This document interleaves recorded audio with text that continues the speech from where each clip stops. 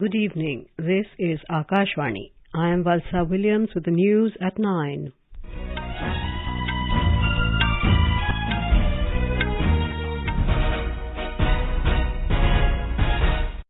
The headlines. Prime Minister Narendra Modi says centre, states and UTs must work as Team India to ensure ideal Amrit Kaal. Presides over NITI Aayog Governing Council meeting in New Delhi. New Parliament building to be dedicated to the nation by Prime Minister tomorrow. Special 75 rupee coin to be unveiled to mark the historic occasion. Finance Minister Nirmala Sitharaman says in last 9 years government took initiatives keeping people and ease of living in mind. Prime Minister to share his thoughts in Mann Baat program on Akashvani tomorrow. And in badminton, Prannoy enters men's singles final of Malaysia Masters 2023 in Kuala Lumpur. Sindhu bows out. The 8th meeting of the NITI Aayog Governing Council concluded in New Delhi this evening. It was presided over by Prime Minister Narendra Modi as the chairman of NITI Aayog. Addressing the meeting, the Prime Minister emphasized the importance of evolving a common vision to achieve a Viksit Bharat at 2047. The Prime Minister also stressed on the need for the centre, states and UTs to work together as Team India to ensure an ideal Adarsh Amrit Kaal.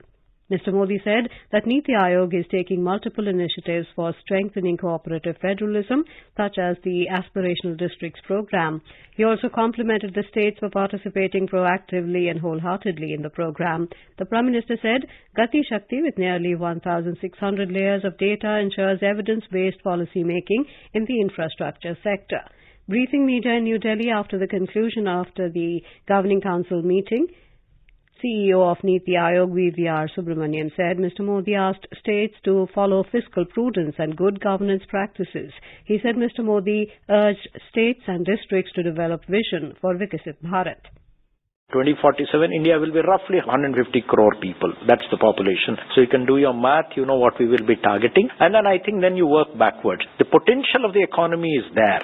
We have sustained growth. We have recovered from COVID pretty well. I think the prospects are good. There is a need to work harder, maintain the tempo and probably accelerate a bit. Chief Ministers and Lieutenant Governors from several states and union territories, union ministers, vice chairmen and members of NITI Aayog participated in the meeting. Prime Minister Narendra Modi will dedicate to the nation the newly constructed Parliament building in New Delhi tomorrow. The new building symbolizes the spirit of self-reliant India. The newly constructed Parliament building has been built in record time with quality construction. It is equipped with state-of-the-art facilities which will help the members to perform their functions in a better way. The building will work to further enrich India's glorious democratic traditions and constitutional values. Keeping in view the future requirements, arrangements have been made for a sitting of 888 members in the Lok Sabha and 384 members in the Rajya Sabha. To mark the occasion, the Prime Minister will also launch a 75 rupee denomination coin. The obverse face of the coin will bear the lion capital of Ashoka pillar in the centre with the legend Satyamev Jayate inscribed below. The reverse side will have the image of the new Parliament building. Ahead of the inauguration ceremony, Prime Minister Narendra Modi met the Adhinams at his residence this evening and took their blessings. The Adhinams handed over the Sengol to Mr. Modi. Today, the Prime Minister shared the video of the new Parliament with a voiceover by citizens conveying their thoughts as requested by him. In a tweet, he noted that this new symbol of democracy will continue working diligently to fulfill the aspirations of the people with more vigour. Sharing a tweet by Union Minister Hardeep Singh Puri, Mr. Modi emphasized the importance of this institution in strengthening India's development trajectory and empowering millions of its citizens. Finance Minister Nirmala Sitharaman has said the government has worked with a sense of service and dedication in the last 9 years and there has been a rapid change in every sector.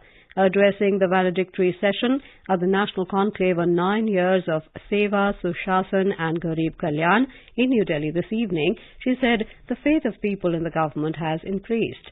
The minister said everyone can see that there has been a change in the mindset in the country. Ms. Sitharaman said the government has taken initiatives in the last 9 years, keeping people in mind to give them ease of living. So if the mindset of Indians are changing, they are seeing that, there is a government which is working, which is responding to people's aspirations, and therefore making the system work for the people, mindset outside India is also changing. People are seeing how there is a committed, dedicated government which puts India's interest first. Ms. Sitharaman said the Modi government takes every Indian seriously, whether he is in India or abroad, whether he is comfortable at one place or in distress at another place. Every citizen is heard and responded to. Prime Minister Modi's government takes every Indian seriously, whether he is in India or whether he is abroad, whether he is comfortable in one place or in distress in some other place. Every citizen is heard and every citizen is responded to. That is the kind of government I'll be very proud of. Speaking on the occasion, Information and Broadcasting Minister Anurag Singh Thakur said in previous governments, schemes used to end up reaching a few people, but in our government, the goal of Antyodaya is being fulfilled. He said India is the fastest growing economy in the world. देश में 3.5 करोड़ लोगों को पक्के मकान बनाकर दे दिए, 9 करोड़ 60 लाख बहनों को रसोई गैस के सिलेंडर मुफ्त में दिए, 80 करोड़ गरीबों को मुफ्त में अनाज दिया। पीएम गति शक्ति के माध्यम से नया आधारभूत ढांचा इस नए भारत में बनाने का काम पिछले 9 वर्षों में रिकॉर्ड गति और प्रगति अगर आपको देखने को मिली तो नरेंद्र मोदी जी की सरकार में देखने को मिली। On the occasion of the Narendra Modi government completing 9 years in office, Akashvani News brings a series of special stories on government initiatives. Today we take a look at Pradhan Mantri Fasal Bima Yojana. The historic crop insurance scheme was launched in 2016 to provide financial support to farmers suffering crop loss or damage arising out of natural calamities. Now in its 8th year of implementation, the scheme is the third largest crop insurance scheme in the world in terms of premium. The scheme envisages to cover the maximum number of farmers in the ambit of crop insurance by providing comprehensive risk coverage from pre-sowing to post-harvest losses. So far, over 37 crore farmers have taken its advantage. Compared to the year 2021-22, the enrollment of farmers has increased by 17% in the year 2022-23.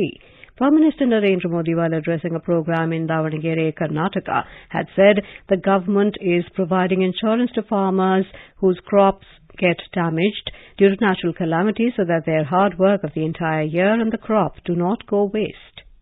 हमारी सरकार ने प्रधानमंत्री फसल बीमा योजना शुरू की। इसके कारण अगर किसान की फसल तैयार होने के बाद खेत से बाजार जाने के बीच में ही अगर कोई बहुत बड़ी आपदा आ गई और फसल बर्बाद हो गई तो उसको भी बीमा देने की योजना हमने बनाई। किसान खेत में बुआई कर दें लेकिन बारिश नहीं आई तो भी भारत सरकार ने ऐसा बीमा दिया है कि किसान को मिनिमम प्राइस मिल जाएगा ताकि उसकी साल बर्बाद न हो जाए।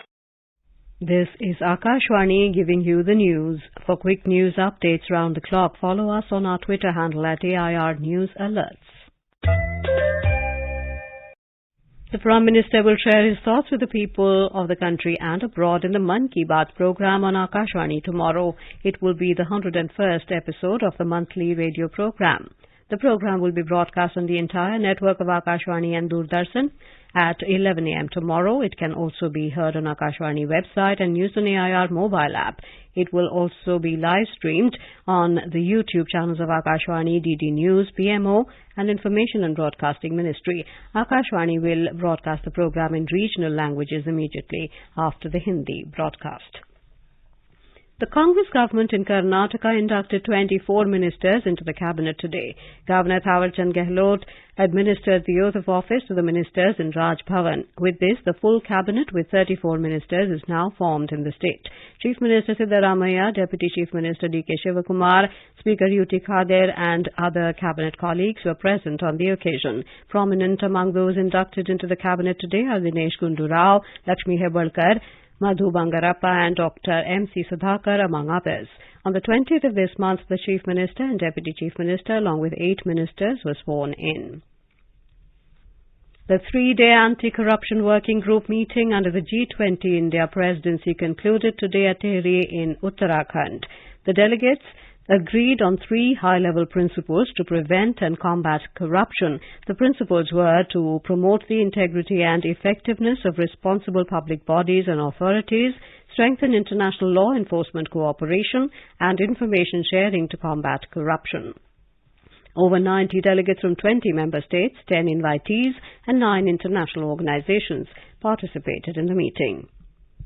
The National Investigation Agency NIA has raided 6 places in Madhya Pradesh, including the office of a lawyer in Jabalpur. Our correspondent reports the NIA team from Delhi and Bhopal raided the Badi Omti area of Jabalpur. The lawyer whose house was raided has been identified as A. Osmani. The NIA team detained many people in the case related to terror funding. Till now, no statement has been given by the local police or NIA on this action. NIA had recently caught some people involved in suspicious activities after raiding Khandwa, Barwani, Seoni and Bhind while taking statewide action. Today's raids are being linked to the same investigation. Defence Minister Rajnath Singh will embark on a 3-day visit to Nigeria from tomorrow to attend the swearing-in ceremony of the President-elect of the West African nation, Bola Ahmed Tinubu, at Abuja on Monday. He will also meet the outgoing President Muhammadu Buhari at the reception to be hosted by him tomorrow. The Defence Minister's visit will be an important landmark in building the strong bonds of friendship between the two countries. Mr. Rajnath Singh will address the Indian diaspora in Abuja. Nigeria is home to an estimated 50,000 members of the Indian community. Health and Family Welfare Minister Dr. Mansukh Mandavia today lauded the pharmaceutical industry's rapid growth and emphasized the need to focus on affordable manufacturing, quality and research to sustain India's global stature. He said this while chairing the roundtable meeting with the leading CEOs of the pharmaceutical industry on the second day of the International Conference on Pharma and Medical Device Sector in New Delhi. He urged the industry stakeholders to leverage the current opportunities, highlighting the positive impact of production-linked incentive schemes and upcoming drug parks. A Yog Mahotsav was held at the NCC Parade Ground in Hyderabad today. The event, organized by the Morarji Desai National Institute of Yoga under the Ministry of Ayush, was held to mark 25-day countdown to the International Day of Yoga. The program witnessed a massive participation of 50,000 enthusiasts. Telangana Governor Dr. Tamilisai Soundararajan, Union Ministers Sarvananda Sonowal, G. Kishan Reddy and Dr. Mujbara Mahendrabhai participated in the grand event. Pranoy has entered the men's singles final of the Malaysia Masters 2023 in Kuala Lumpur. His opponent, Christian Adinata of Indonesia, retired, giving Prannoy a walkover while the first game was still underway. Pranoy will now face either Lin Chu Yi of Chinese Taipei or China's Wang Hongyang in the final tomorrow. However, India's sole challenge in the women's singles, PV Sindhu, bowed out of the tournament, losing to 7th seed and world number 9, Gregoria Mariska Tunjung of Indonesia in the semi-final. In IPL cricket, the title clash will take place between defending champions Gujarat Titans and 4-time champions Chennai Super Kings tomorrow at Narendra Modi Stadium in Ahmedabad. The match will start at 7:30 p.m. Gujarat Titans stormed into the final yesterday, defeating Mumbai Indians by 62 runs in the second qualifier match at Narendra Modi Stadium in Ahmedabad last night. Chennai Super Kings entered the final, beating Gujarat Titans in the first qualifier on Tuesday. The Indian Meteorological Department has said the country is likely to receive normal monsoon rainfall this summer despite the Pacific Ocean phenomenon called El Nino. The IMD said the country as a whole would receive 96% of the long-period average rainfall over the 4-month monsoon season from June through September. And now, before we end the bulletin, the headlines once again. Prime Minister Narendra Modi says centre, states and UTs must work as Team India to ensure ideal. Amrit Kaal presides over NITI Aayog Governing Council meeting in New Delhi. New Parliament building to be dedicated to the nation by Prime Minister tomorrow. Special 75 rupee coin to be unveiled to mark the historic occasion. Finance Minister Nirmala Sitharaman says in the last 9 years, government took initiatives keeping people and ease of living in mind. Prime Minister to share his thoughts in Mann Ki Baat program on Akashvani tomorrow. And in badminton, Prannoy enters men's singles final of the Malaysia Masters 2023 in Kuala Lumpur. PV Sindhu bows out. That is all in the news at 9. Good night.